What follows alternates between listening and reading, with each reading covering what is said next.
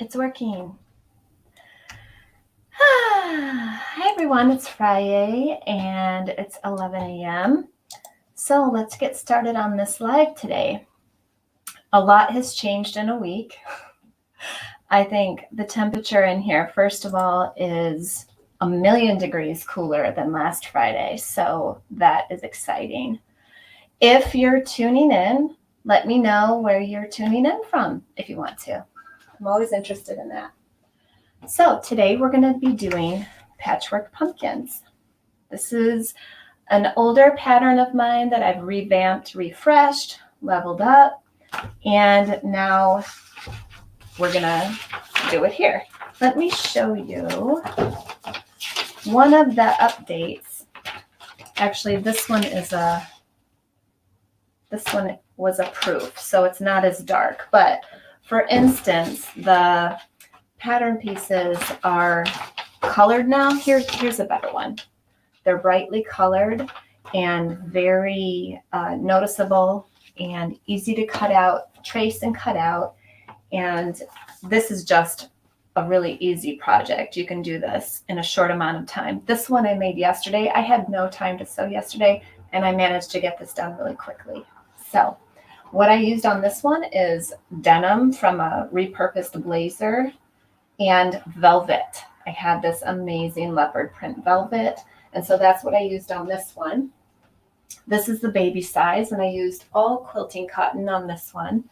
And this is the medium that I overstuffed, and I wanted to show you it's still cute, it's fine, but I overstuffed it so it doesn't have that really cute sort of pumpkin-ish, more pumpkin-y shape. It's got too much polyfill in it, but that's okay. It's still cute, and I'm still going to use it. All right, let me get those out of the way, and we'll get right into this. Oh, hi. Hi, Amy. Hi, Echo. Yay, Cat. Hi. Yay, the only one key in the world. Is it really? That's kind of cool. Hi, Debbie. Glad to see you here. Hi, Lisa. Hi. Hi, Kim.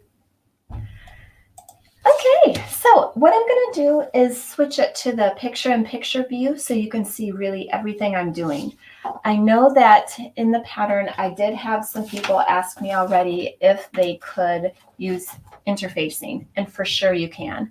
I normally do not, but I decide that on the fabric. So for 3 of my fabrics on this demonstration pumpkin, I have to use interfacing because they're light in color, and I don't want to risk any of the polyfill like bumps coming through or any of the rice that I put in at the end or any of that stuff. So I will interface those pieces. I'm going to do it all from cutting the shapes out, interfacing, stitching the leaves. I'm going to show you a blanket stitch on the leaves, everything. It shouldn't take that long, but you know, pop in and out if you need to, no worries. Hi, Susan. Yay. Okay, let me switch the view here. Picture in picture. Let's try this out. Bear with me. Oh, yay, it worked. All right. So here we go. I'm going to do the medium because as you can see, I did end up doing the large yesterday. And the baby is quite small. It's super cute on a bookshelf, but you know, medium, I figure that's like Goldilocks. So on these 2 fabrics, I needed to interface because this one, it has white in it. It's very light. And this one just wasn't behaving well. It's a quilting cotton, but it's got a heavy dose of glitter in it or metallic thread, and it just frays easily and misbehaves. So I put SF 101 on the back, and I'm going to show you for this Alexander Henry print. It also has quite a bit of lighter coloring, so I'm going to cut my SF 101. Any woven thin interfacing is fine.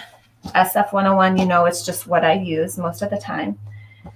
And let me move this out of the way, and I'm going to press this onto the wrong side of the fabric. And it doesn't take long. It just makes the quilting cotton behave a little bit more nicely if you're having issues. When I did the denim and the velvet, I did not use any interfacing. Those fabrics are thicker. They were just fine without it. Now I've got these 3 pieces interfaced, okay? But on my next 3, I'm not going to interface. They're darker fabrics. They're nice quality quilting cotton, so I'm just not going to do it. I am going to lay them out and cut them, the last 3 pieces all at one time. Now you want to make sure that your fabric is pressed so you don't have wrinkles. On this one, I'm doing 6 different fabrics. That's another reason I call it Patchwork Pumpkin, is because if you want a real scrappy patchworky look, use 6 different fabrics. In the velvet and denim one, as you can see, I only used 2 fabrics, but I spaced them so like is not touching like. That's the key. Okay, so let me lay the rest of these out. I used to make these, I mean, I'm not joking. I probably have made 1,000 pumpkins. I used to sell them when I lived in England at the pumpkin patch. It was my absolute best seller. And let me tell you why. A lot of people can make these, but what sets these apart is the stuff I'm going to show you, the details. Oftentimes, the details make it stand out and make it above the rest. And one of those details is the 100% wool or 70% wool felt leaves and stem that has hand stitching. And also, this is my secret trick. I weight these pumpkins. That's rice you hear, not cottage cheese. And I make them smell good with allspice or cinnamon or nutmeg or any of that. And I pour it right in with the rice, a whole gob of it, like a full tablespoon. And let me tell you, these pumpkins smell amazing. And they last. It lasts a long time. You could probably use essential oils in your rice if you rather do it that way. That's fine. I was just, pretty frugal. So I use the $1 bottle of spices. Okay, so those 3 are cut.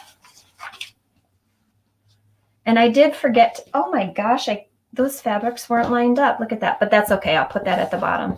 It'll still work.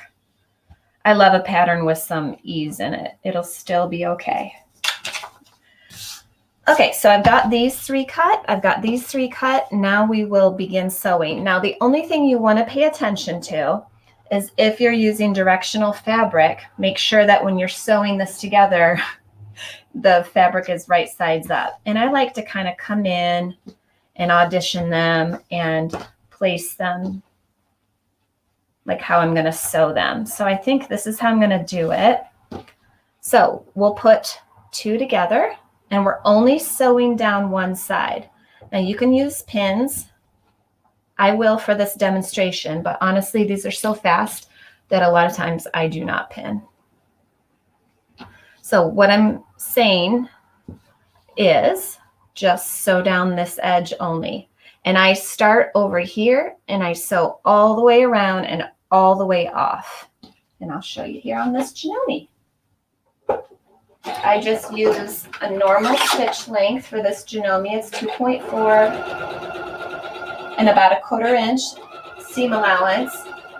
You can use whatever seam allowance you like best as long as you stay consistent throughout the entire project.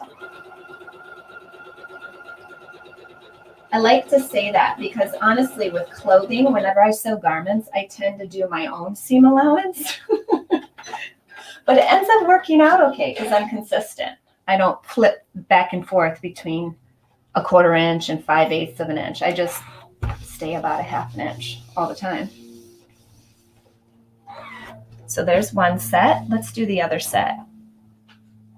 I don't want those 2 touching because I feel like they are 2 golds. together. No. So I'm going to do these. You don't have to worry too much about back stitching or lock stitching. You can if you want. It's a good habit to get into. But all this gets sewn again. So whenever I sew over something a couple of times, I tend not to back stitch or lock stitch, but you do you. Okay, so we've got these. Now we're going to do the last two here. If it helps, give this a press before you sew down.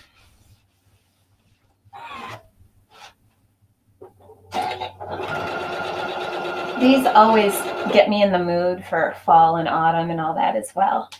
Hi, Erin. Hi, Debbie. Hi, Dorothy, Clovis, Ruth. Yay!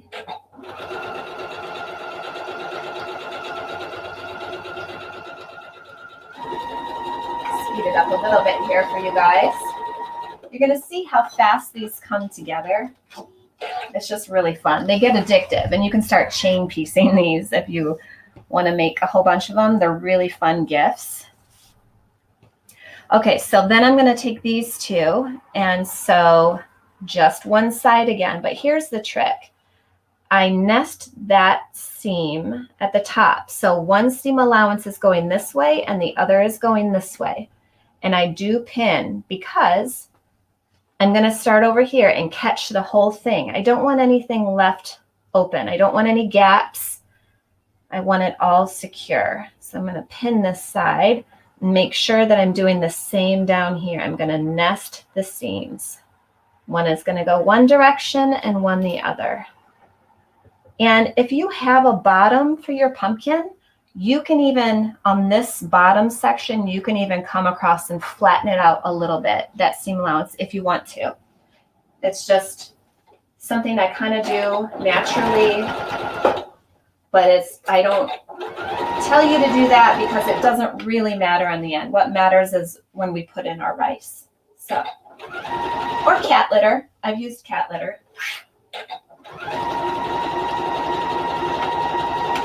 Or vermiculite, is that what it's called? If you're a gardener, you know, I just try to use what I have sitting around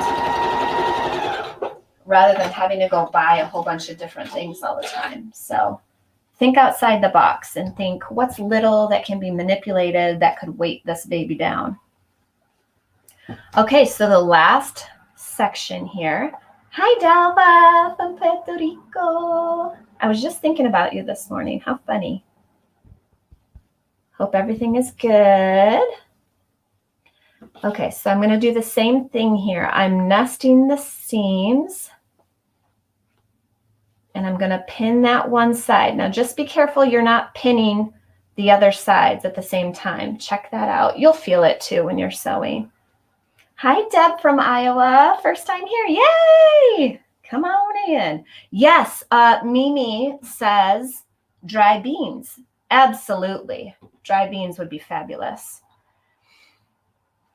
Good idea, Mimi.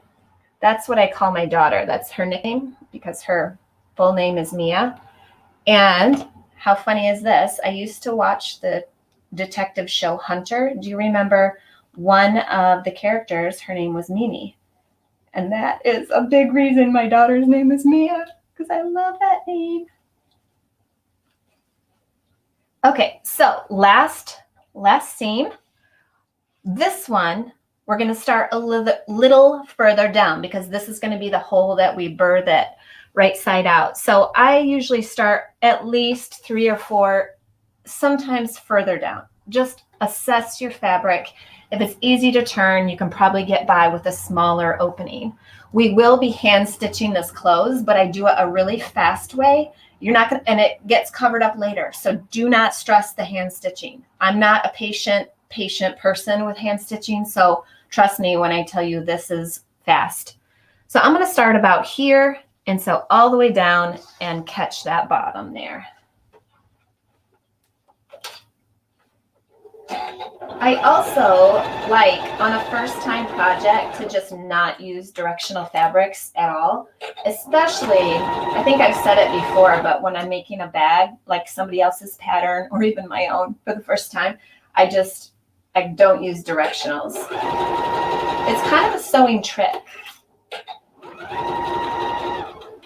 Later, I should share on Facebook. I found this lady. I got to find out where she's from. She definitely has a Hispanic accent, and I love her. She shares all these cute sewing tricks or hacks, and she's just brilliant. And I love her persona on YouTube. I'll find her. I forgot. I just found her this morning when I was spinning on my bike. So I'll share her channel later. But all these little things you pick up over over years of sewing, and then you can apply it to different projects. It's super fun. Okay, so that wasn't our last seam. This is our last seam. This one is the one where you want to leave a little bit of an opening. See, when I'm talking, I kind of forget where I'm at. Sorry. On your last seam, you leave a little bit of an opening. And it's going to look like a beach ball right now, but don't stress it. It's going to be great.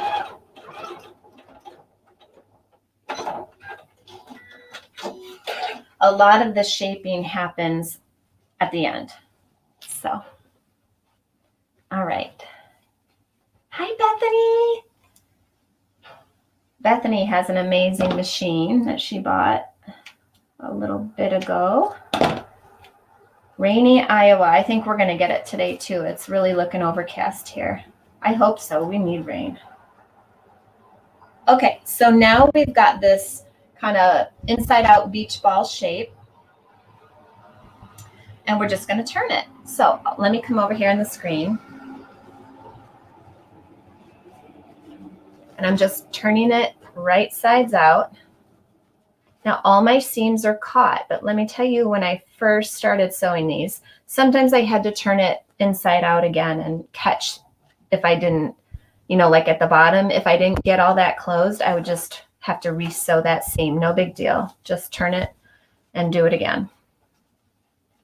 So now it looks like this blob, but that's okay because we're already getting into the fun stuff. So I brought up some of my, cheap rice, and you can make a pouch for this. Just an FYI, I didn't bring up my muslin. For my large pumpkin, I did make like a bean bag. So I just folded fabric together, sewed up the sides, poured it in, and then sewed the top shut. Now, I do not usually do that, but I was worried about that velvet. So you definitely can make a pouch. I, however, you know how I am. Let's just do it. Let's just pour it in. Now, the amount is totally up to you, how heavy you want your pumpkin. This, I would say that's probably about a cup. And that's plenty for me. It's going to sit on that bookshelf really nicely and have a good, solid foundation, but yet not be too heavy. Oh, yay, Lisa busted out her embroidery machine today. Yay. Okay, so I'm taking my cheap spice. This is allspice, the kind, sometimes you buy this for your pumpkin pies. And I'm just pouring it in. And let me tell you, I am generous because this cost me $1. Well, a pound. I bought this when I was in England. And I bought like 10 jars. So I still have it. And I just dump it in there. No joke. See? Now, it already smells so good in here, like somebody's making pumpkin bars. Kat, I know you make some mean pumpkin bars because I had them. So if you want to bake me a batch and FedEx it same day, I'm just kidding. Okay, so now I'm taking the polyfill. Now, if you don't have polyfill, I've done this. I have taken an old pillow that I've had for, 5 years or whatever. For some reason, they get kind of stained after a while.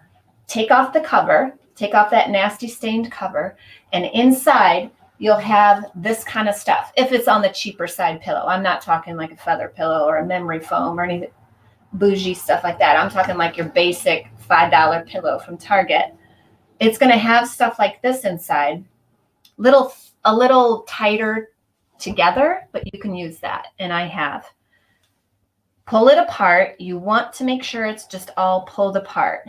When we're stuffing this, you want to try and shape the pumpkin. You want the majority of the stuffing on the seam part, if that makes sense. And let me show you this.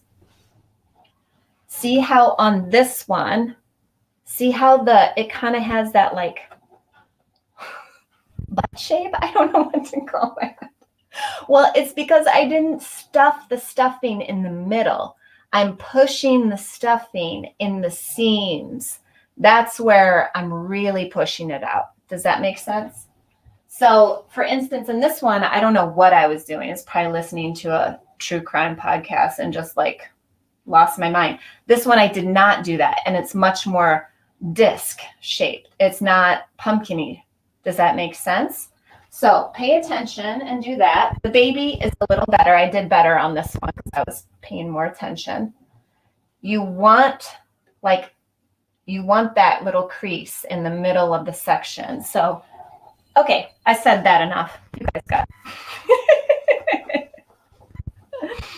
Yay, Rose. Hi. Okay, so we're just going to put a whole bunch in here and we'll start shaping it. And how much you stuff it is up to you. I kind of push it like this. You need more than you think. It's funny, but especially if you're using polyfill, it just kind of melts. I don't know. It doesn't really melt. It just takes a lot more. Have you ever made a doll? It's like, oh my gosh, dolls take so much stuffing. Okay, so there we are.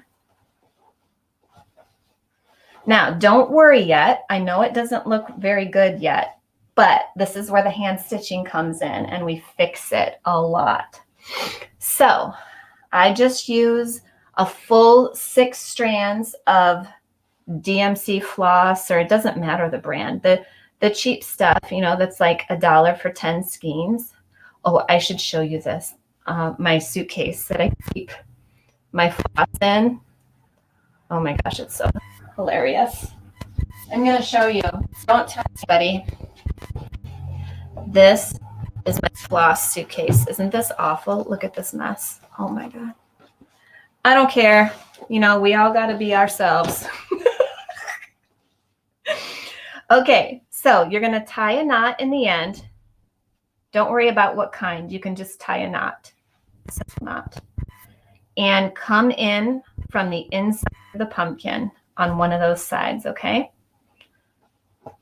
And bring it up. So there it is. And then you're just going to grab the other side. Make sure these raw edges are folded down so that when these edges meet, it's not raw edges meeting because that won't be as strong. You want to be grabbing the folded edge. So just, can you see that? Is that close enough or do I need to zoom in? Let me see if I can get closer. Ooh, ooh. Yeah. Hey, it's a sign, right, Mimi, of brilliance, I've heard is like disorganization. Or a messy, that's what it is, a messy space. So I'm just pulling these together. That's part of the shaping process. I'm pulling these together. Now, normally I would not have this side open, but remember I thought I was done. So that's why I've got that side open. No worries. I'll just go in and catch it. And see how my stitches are showing? It's kind of a folksy look. Don't worry, that gets covered up later. You're not going to see it if that bothers you. The reason I don't take the time to do like an invisible stitch, ladder stitch or something here is because it doesn't matter at the end. So I'm all about saving time. Now, before I get too far, I'm going to stop. Here's my stem. No joke. The pattern piece is like a trapezoid. This is all I had left of brown. I need to buy some more felt. So this is what I'm doing. And look, you can hot glue this if you want to, but you don't need to. I'm going to stick that down in there. okay? Now I'm catching the stem as I'm closing up this opening. It's getting sewn right in there. See, I'm catching the felt, going over to this other side. Where'd my needle go? There it is. And there we are. I'm catching it as I'm closing it. See how it's getting cinched up? It's starting to look a little more pumpkin-y. All right, let's keep going. I'm gonna come from this side and I'm gonna go through the gold. It's folded. The folded edge just gives it a little more strength. That's why I say fold that. Now, because I don't want to stop and start, I'm going to close this edge right here. What I'm going to do is I'm going to go under, so I'm underneath the fabric. I'm inside, and I'm going to come down here and fix this. Now, you won't have to do this because you won't mess up, but I did because I can't talk and do at the same time sometimes. Mimi, this needle, you know what? I don't even know what size this is. It's a cheapy hand stitching needle. It is sharp. I used to do this with a darning needle, and they're quite large and not very sharp. And I wisened up real quick because I don't want to have to push hard. So if you just get a sharp needle for embroidery or something like that, you'll be fine. It doesn't have to be thick. It doesn't have to be special. Okay, so this side's getting closed up. We're almost there. Oh, sorry, my head was in the way. Now I'm just going to go through here and go through the stem and over to the other side. And that's going to help pull it in more, okay? Now I should have, that's okay. It'll be all right. And then I'm going to do it again. Now, if you have lots of thread left over, you can wait here for the leaves. If you don't, which I don't have enough for that, I'm just going to tie it off in a second here. And I'll attach my leaves in a minute. So it just came out of the needle on its own. So I'll just tie it off, no biggie. Oop. And then I'm going to show you how I stitch the leaves. So I just made a knot. All this gets glued again. So you don't have to be crazy special secure up in here because it's going to get another dose of security in a minute, okay? Now, I did one leaf, so I'm going to audition that there. Sometimes I like to cover up. Like if one side just isn't looking as good, I'll just use my leaves on that side, right? I mean, why not? Now, I'll show you here. This is the leaf pattern. There are two shapes in the pattern. I'm going to do leaf A on this one. So I take my felt. I try to always speed things up. So I'm going to cut two at once. Just try to make this fit on here as best I can. There we go. I'm going to cut it out. I like to use the wool felt versus like Joanne felt just because it has a nicer hand. It's easier to work with. It's not stiff. It's very much like fabric. And the finished product just looks a level up. Now I didn't have quite enough. So you never want straight edges in your nature stuff because nature doesn't really have straight edges. At least not on this stuff. Some is going to be like, actually, the microorganism, blah, blah, blah, has hexagonal straight edges. I'm just kidding. I don't know. I learned in art class once, don't have any straight edges. It looks better. It looks more natural. So, blah, blah, blah, all that talking. You don't have to use green. Look, I only have I have a green that just isn't going to work. That doesn't work, you know? So I could use this, but it'll blend so much and I don't want it to blend. I want this to pop. So that's why I've been using purple and fuchsia or turquoise or something that goes with your fabric. Okay, I encourage it. I think it's cuter. But you do you, as always. Okay, so I'm just going to cut a length like that. And I forgot my threader thingamajiggy. So I'll just try to get this without my glasses. There we are. And I use all the strands. I don't separate this. I hate separating this floss. I always make a knot. Now you have your two layers, right? So you want to come inside and come up for your first, because then your knot and your end is caught on the inside. Okay, I'm going to try to hold still here. Now, I always mess up the first stitch, but here we go. I'm going to come in. Okay, now we begin the blanket stitch. You could put a pin in here if you're unsure about keeping it together. I'm going to come up from the back side. It doesn't matter how far, just try to stay a little consistent, okay? So I'm coming up from the back side. I'm going to leave a loop and come through the loop and then pull taut. Okay, and that's what makes that gorgeous, folksy stitch. I'm going to repeat. Come up from the back, leave a loop, come through the loop.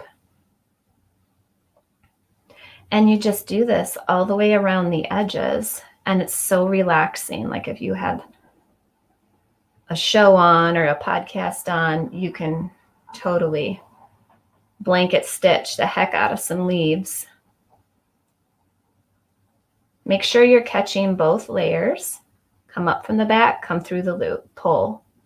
Come up from the underside, pull, come through the loop, pull.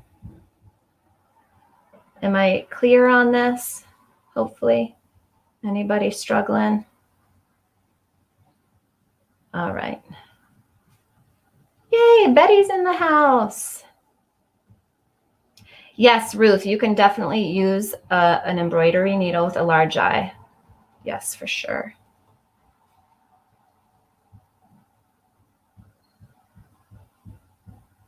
Now, I'm going to run out of thread, and it's totally okay. I do it all the time. I always run out. So we'll just bury the end inside and start again. And then we're going to go down the center with just a running stitch. I think I can eke out this edge here. Let me try. Okay, yes. Now I'm going to come up from the inside, and I'll do it again. So now that thread's not going anywhere.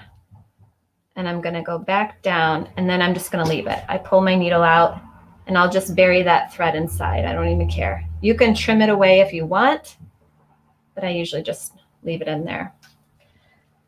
Now I'll do another length.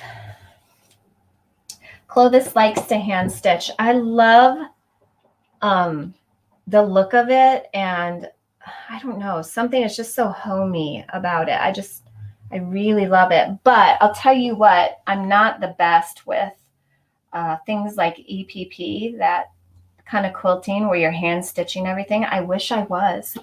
It's just a little slow for me at the moment. But like a friend reminded me, one day I may love that, and it may be perfect, and I'll be ready then. So I like that mentality. Do things when you're ready. Okay, so now I'm going to go up this side. Do you EPP, Clovis? Just wondering. English paper piecing, like quilts and stuff. We can have a little chat here while I finish this side. A slight bunch of filling. Yes, Rose. I did think of that yesterday, and I thought, oh, that'd be a cute little touch. Maybe we should try it on this one. I think it might be cute. Why not? And the hand stitching will just go right through that polyfill. Let's try it. Rose reminded me.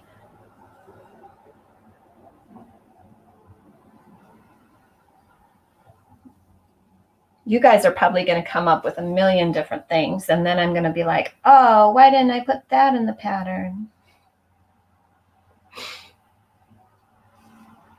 That's okay. I'll just share it. So this leaf is almost there. We'll go down that center in a second.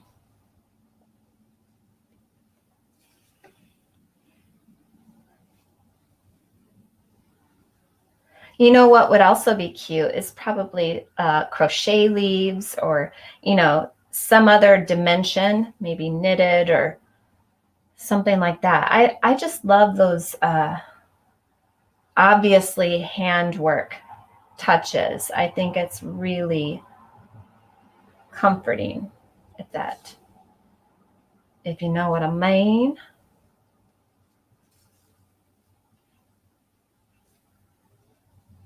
Yes, exactly. Ruth says that's the beauty of sewing. Start with a good pattern and make it your own. Absolutely. Sometimes I get emails, oh, can I do this? Or do you mind if I do this with your pattern? And I always say, girl, pattern's just a guide. Or boy, human, pattern is just a guide. You do whatever you want to do. That is the point of it all. And that's, you know, hive mind is always better than somebody alone, for sure. The creativity, right? Oh my gosh, Rose, this leaf is going to be the cutest I've ever made.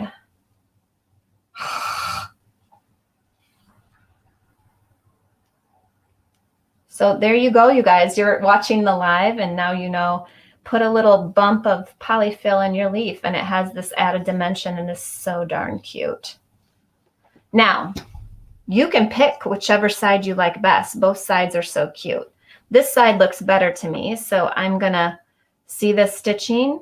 I like to place my leaves, and I have the thread, so I'm gonna lock them together like this. You don't have to.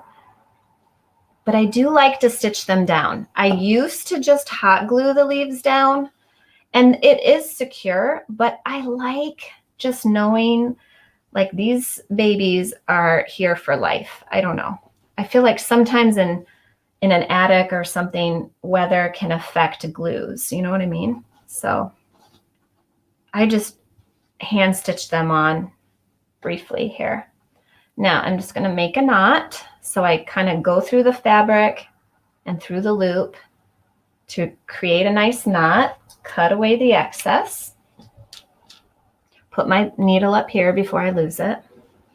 And now we're going to add the Spanish moss. So you can get this at a craft store like Joann, Michael's, Hobby Lobby, whatever. And it's this funky looking stuff, right? And usually it's on the bottom, it's like a bedding or whatever. I use it on my pumpkins because it just adds that little bit of cute detail and covers anything you need to cover. So I have my hot glue gun on. I don't know if this is gonna fit. I don't think it's gonna fit. So I'm gonna do it up here. No, that's too far. Maybe if I just unplug it and I'm real fast. Oh, okay, I got it. All right, so this is what I do. I blob this on, no joke. Blob it all around that stem.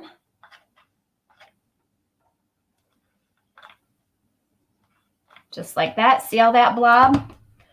And then I take my moss and I shape it around there. And you may want a lot, you may want a little. I kind of push it there. My fingers are not touching that hot glue, but the moss is. If you're worried about it, you could use a tool of some kind.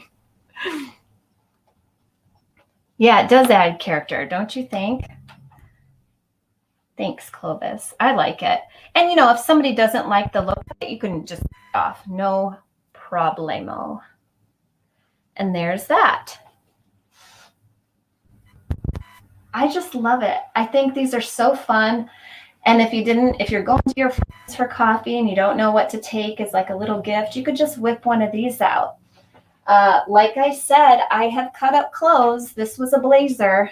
I just cut it up and used it. Remember, you may want to interface. You may want to weigh it down even more than I do.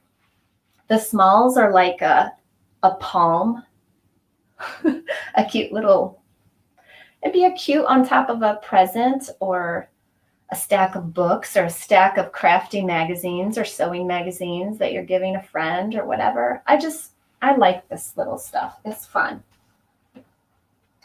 Put them on your sewing machine. You know what? You could probably make even smaller ones than this and use them as pattern weights in the fall. I don't know. Maybe that's getting a little crazy. So let me go through here and answer your questions. If you get glue on your surface, remember just to get it up relatively quickly.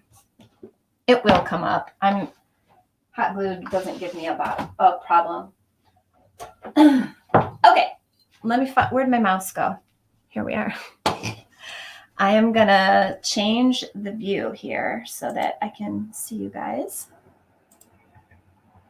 Main profile. There we are. Yay.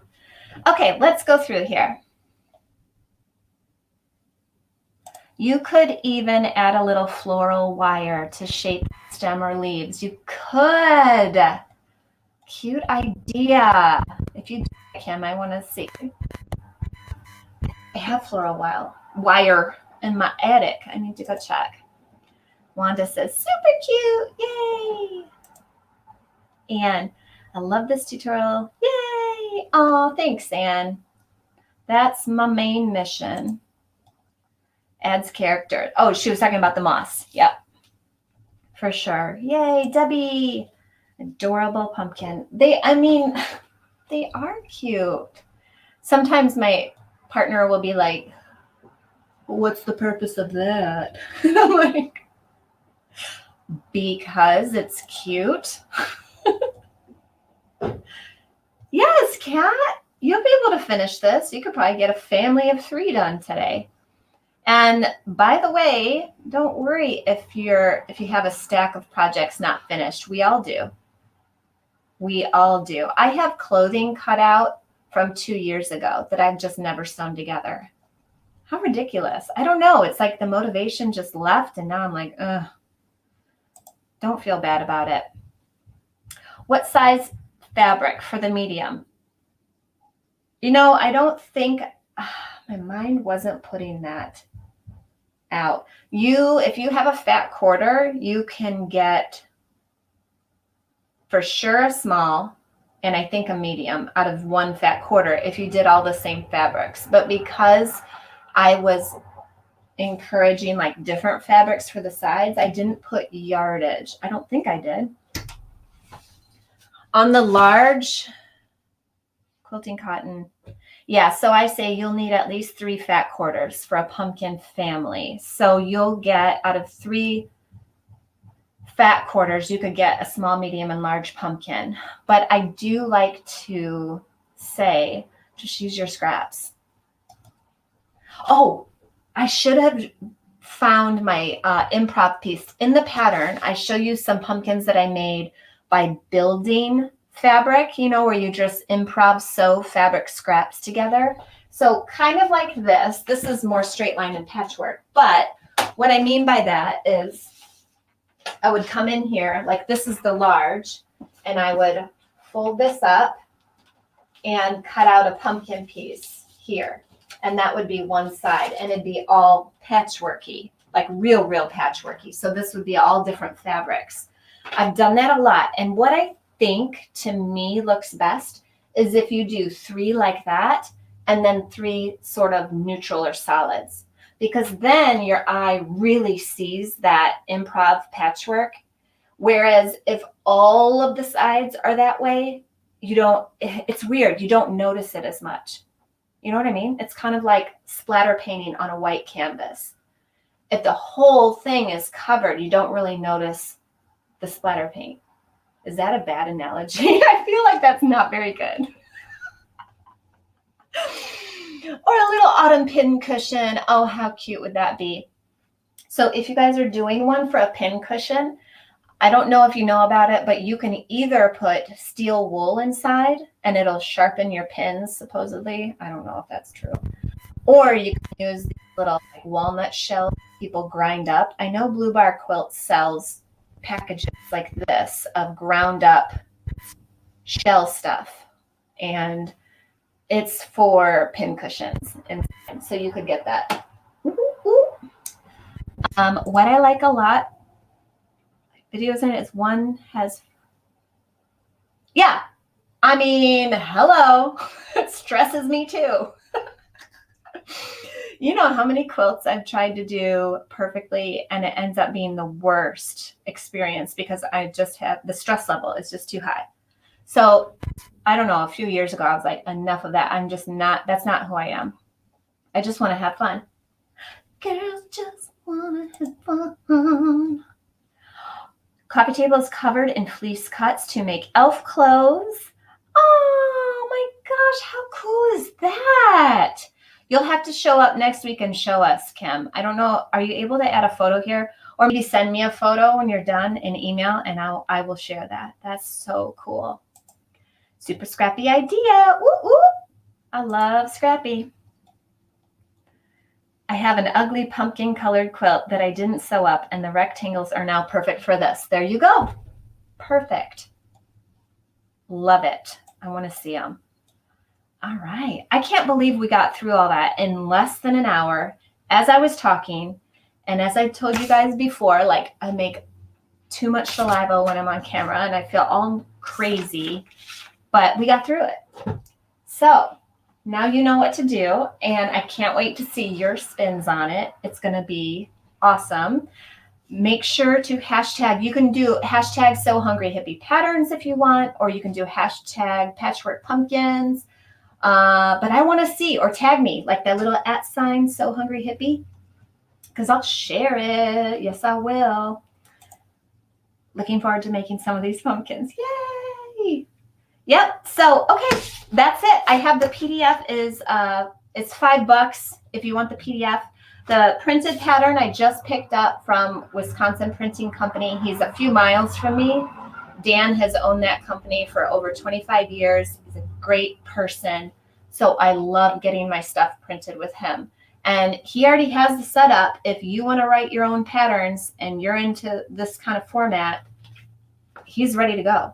So just another piece of encouragement. If you've got stuff you make and you're like, oh, I should write a pattern, well, just do it. Just do it. And send it to Dan and get it printed. Because, I mean, what are you waiting for? All right, I think that's it, you guys. Any more questions?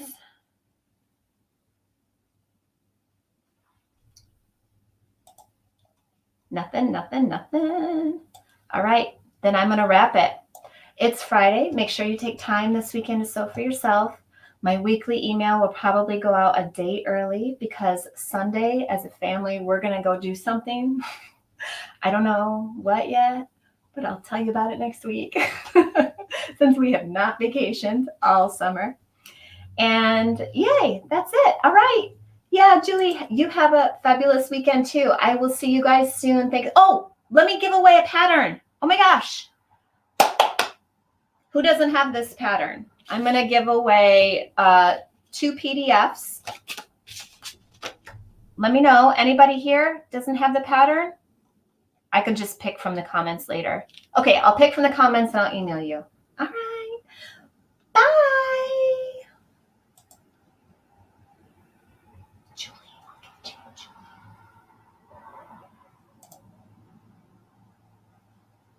Julie and Ruth. I'm going to email.